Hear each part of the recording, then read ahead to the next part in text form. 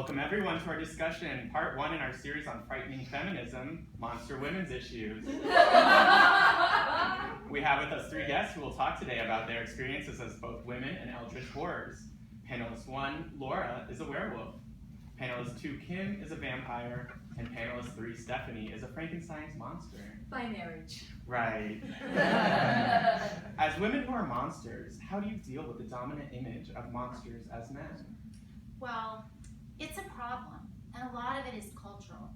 If you ask someone to name a monster, 9 times out of 10, it's a male monster. And that cultural bias has been worked into the language.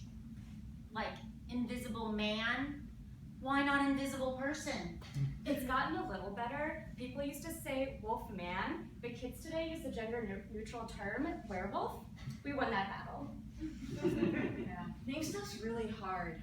When I got married, I knew I was going to take my husband's name, but sometimes being constantly called Bride of Frankenstein, I just feel like I'm being defined by him.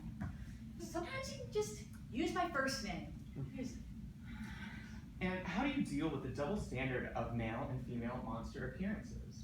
I mean, it's so hard. Monster women are expected to be gorgeous by day and grotesque by night. There's even a term for it, effortless deformity. It's unrealistic.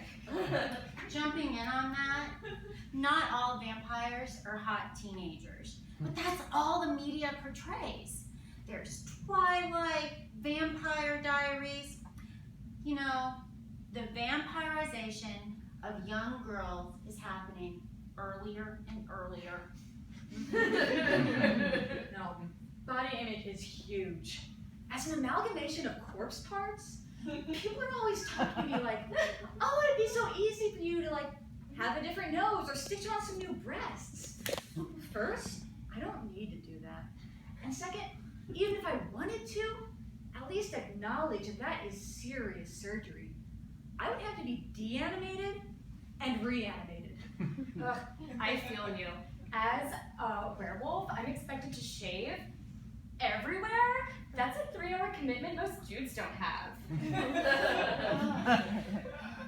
Now, what do you think about the idea of having it all, monstering and children?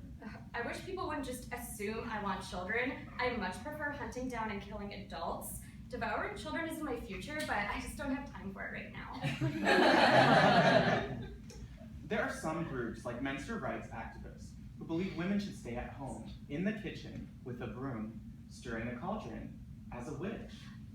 Witches are amazing, but even they have problems. When a witch and a wizard perform the same job, do you know that wizards are paid more? Magic doesn't work any better just because you have a penis. Okay, we are out of time. I want to thank you all for participating in our discussion today. Please join us for tomorrow's panel, Monster Intersectional Feminism. Not all Blackulas are men. And stick around afterwards for our Q&A session, Workplace Women, Why Your Boss Can't Ask If You're Pregnant with a Child of Satan.